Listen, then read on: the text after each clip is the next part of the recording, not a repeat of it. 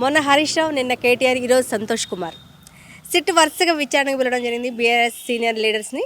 అసలు ఏం జరుగుతుందో తెలుసుకుందాం. సీనియర్ జర్నలిస్ట్ నర్రా విజయ్ కుమార్ ఉన్నారు. సార్, అసలు ఏం జరుగుతుంది బీఆర్ఎస్ పార్టీలో?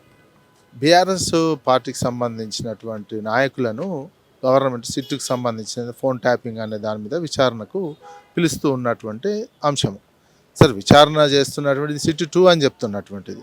ఈ నేపథ్యంలో సిట్ అనేది ప్రభుత్వం ఏర్పాటు చేసి ఒక లక్ష్యముగా ఒకవేళ నిజంగా ట్యాపింగ్ జరిగి దానికి సంబంధించినటువంటి బాధ్యులు నిందితులు ఎవరున్నా తేల్చవచ్చు. కానీ ఏం చేస్తున్నారంటే ఇది అప్పుడప్పుడు పిలుస్తున్నారు. దాదాపు 2 నెలల నుంచి జరుగుతున్నటువంటి విచారణ, ఈ విచారణ కొనసాగుతున్నట్టుగా అనిపిస్తుంది తప్ప ఒక కన్క్లూజన్కు రాలేకపోతుంది. సుప్రీంకోర్టు కూడా వ్యాఖ్యలు చేస్తున్నది.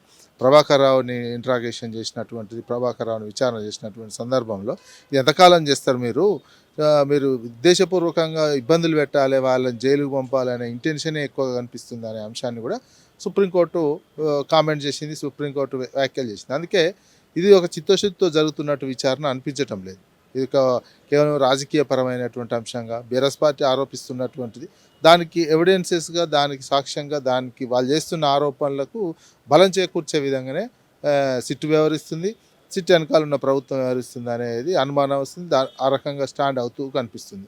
వరుసగా ఒకరి తర్వాత ఒకరికి ఇవన్నీ మున్సిపల్ ఎలక్షన్లు వస్తున్నటువంటి సందర్భం, బొగ్గుకు సంబంధించినటువంటి స్కామ్స్ బయటపడుతున్నటువంటి సందర్భంలో అవి ఎక్కువగా మున్సిపల్ ఎలక్షన్లో ప్రభుత్వ వైఫల్యాలు, ఆ బొగ్గుకు సంబంధించినటువంటి చర్చ జరగకుండా ఈ అంశం మీద చర్చ జరిగితే మాకు బీఆర్ఎస్కు సంబంధించినటువంటిది ట్యాపింగ్ చేసిందనే దాని మీద ప్రజలు చర్చించుకొని రాజకీయంగా ఓట్లు మాకు ఎక్కువ పడతాయనే ఒక ప్రధానమైనటువంటి ఇంటెన్షనే కనపడుతుంది తప్ప ఏదైనా ఒక ఇన్సిడెంట్ వచ్చినప్పుడు ఇట్లాంటి నోటీసులు ఇచ్చినట్టే కనిపిస్తుంది తప్ప 2 సంవత్సరాల నుంచి ఎందుకు ఇంతవరకు అఫీషియల్గా ఒక ఛార్జ్ షీట్ వేసే దశ కావచ్చు, ఇంకేదైనా దశ కావచ్చు, ఆ దశ వరకు అయితే ఈ ట్యాపింగ్ విచారణ జరగట్లేదు. అందుకు ప్రభుత్వాన్ని అనుమానించాల్సి వస్తుంది. ఒక ఉద్దేశపూర్వకంగా చేస్తున్నారు అనేది తప్ప చిత్తశుద్ధితోటి, ఒక కమిట్మెంట్ తోటి ఇందులో ఏముందనేది.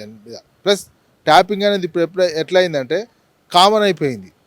గతంలో ఉన్న 70s, 80sలో ఉన్న ప్రభుత్వాలు లేరు. అప్పుడు కూడా ఇందిరాగాంధీ కాలంలో కూడా ట్యాపింగ్ చేసినా అదో పెద్ద ల్యాండ్లైన్ పోలను ట్యాపింగ్ చేసినా పెద్ద ఇష్యూ లాగా మారినటువంటి.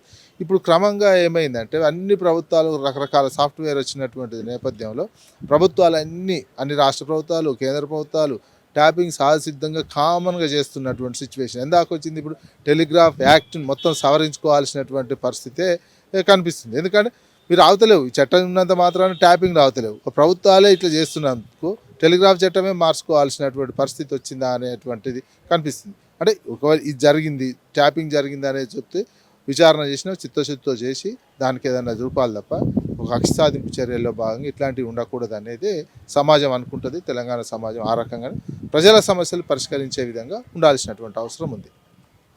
సిట్ విచారణ జరిగే సమయంలో కొన్ని ఛానల్స్లో స్క్రోలింగ్ పడడం జరిగింది. లోపల ఏం జరుగుతుంది, అలాంటి లీక్లు నిజంగా వస్తాయా? లీక్లకు సంబంధించి ఆ టైం అయిపోయిన తర్వాత నెక్స్ట్ డే వస్తున్నటువంటి అఫీషియల్గానో ఇవ్వట్లేరు. ఇక అది కూడా పెద్ద, అందుకే ఇవన్నీ అనుమానాలు. లీకులు ఇచ్చి ఇది జరిగింది కొన్ని పత్రికల్లో వస్తున్నటువంటిది కనిపిస్తుంది, కొన్ని ఛానల్స్లో వస్తుంది. మరి సెలెక్టెడ్గా ఛానల్స్కు ఫోన్ చేసి చెప్తున్నటువంటిది కనిపిస్తుంది ఏం జరిగినాయి. అందులో కూడా ఎన్ని జరిగినాయో మరి అబద్ధాలు లీక్ చేసినప్పుడు అది అబద్ధమా నిజమా అనేది తెలియదు. అఫీషియల్గా ఇచ్చిన స్టేట్మెంటే మనం పరిగణలోకి తీసుకోవాలి.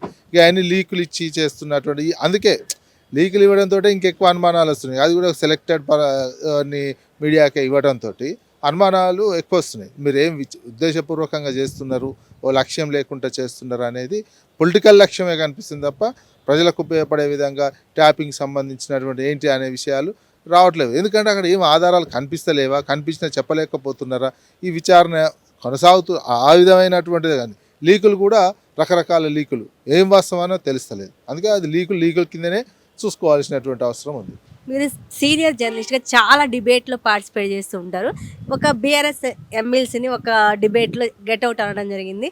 అసలు డిబేట్లకి కామన్గా ఆ ఛానల్ నుంచే పిలుపు వస్తుంది. దీన్ని ఎలా చూస్తారు? పిలిచినటువంటి వాళ్ళు మర్యాదగా వ్యవహరించాల్సినటువంటి అవసరం ఉంది. జనరల్గా ఇటీవల ఛానల్స్, మీడియా కూడా ఈ రాజకీయ పార్టీలాగా ఒక ప్రత్యర్థి పార్టీలాగా వ్యవహరించడం కూడా సరైనది కాదు. మీడియా లాగానే వ్యవహరించడం కూడా మంచిది. అందరికీ సమానంగా చూయించుకోవాల్సినటువంటి అవసరం ఉంది. లేదా కొన్ని పార్టీ పత్రికలు ఉన్నటువంటిది అది వేరే ఉన్నా కానీ వాళ్ళు పార్టీ పత్రికలు కూడా ఓవర్గా ఏం పోవట్లేవు. ఇంకా కొన్ని పార్టీ పత్రికలు వాళ్ళ సిద్ధాంతాన్ని వాళ్ళకు సంబంధించినవి చెప్పుకోవడమే జరుగుతున్నది. మీరు జనరల్ పేపర్ అని చెప్పుకుంటూ మొత్తం ఒక ప్రత్యర్థి పార్టీ లాగా వ్యవహరించాల్సినటువంటి అవసరం లేదు. మీడియా నిష్పక్షపాతంగా ఉండాలి. అదే సందర్భంగా పిలిచినప్పుడు అందరినీ అదే రకంగా చూడాలి, చూసినటువంటి అవసరం. అందుకే పిలిచినటువంటి గెస్ట్లకు సంబంధించినటువంటి దాంట్లో ఆ రకంగా వివరించడం సరైనటువంటిది కాదు. మీడియా స్వేచ్ఛ ఉన్నది, మీడియా స్వేచ్ఛను కాపాడుకోవాల్సినటువంటి అవసరం ఉన్నది. అదే అందరినీ సమానంగా చూడాలి. మీరు వివక్షత పూరితంగా చూస్తే మాత్రం అది మీడియాకు కూడా ముద్ర పడిపోయింది. ఇప్పుడు దాదాపు మీడియా ఎట్లా అయిపోయిందంటే ప్రతి పార్టీకి ఒక అఫిలియేషన్ లాగా ఉన్నది. చెప్పుకుంటున్న జనరల్గా మేము జనరల్గా ఉన్నాం, న్యూట్రల్గా ఉన్నామని చెప్పుకుంటున్నటువంటిది కూడా దేశవ్యాప్తంగా చూసినా మోడీ దగ్గర నుంచి పెడితే ఇక్కడ మొత్తం డివిజన్ వచ్చినట్టే కనిపిస్తుంది. మరి అది ఏ రకమైన ప్రయోజనాల కోసం ఆ రకంగా వ్యవహరించిందో కాలానుగుణంగా ఆ రకమైనటువంటి పరిస్థితి ఇప్పుడు మీడియాలో కొనసాగుతుంది.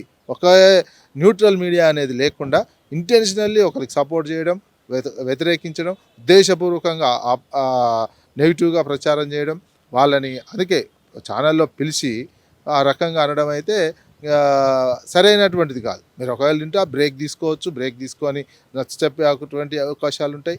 బ్రేక్ తీసుకోకుండా ఒకేసారి అట్లా గెట్అవుట్ మై డిబేట్ అనడం మాత్రం సరైనటువంటి పద్ధతి అయితే కాదు. బ్రేక్ తీసుకోవాలి. మీరు కూడా అదే చేసినట్టు మీడియా మీరు ఆహ్వానించి మీకు సంబంధించినటువంటి వివరించకుండా, సంయమనం పాటించకుండా ఒక ప్రాంతానికి సంబంధించినటువంటి అంశం కూడా వస్తుంది. తెలంగాణకు సంబంధించినటువంటి ఒక ఎమ్మెల్సీ ప్రజాప్రతినిధిగా ఉన్నటువంటి సంబంధించినటువంటిది బ్రేక్ తీసుకొని నచ్చ చెప్పాలి. ఆ బ్రేక్ తీసుకున్న తర్వాత ఇంకేదైనా చేసుకోవచ్చు. అట్లా వ్యవహరించాల్సినటువంటి అవసరం ఉండే.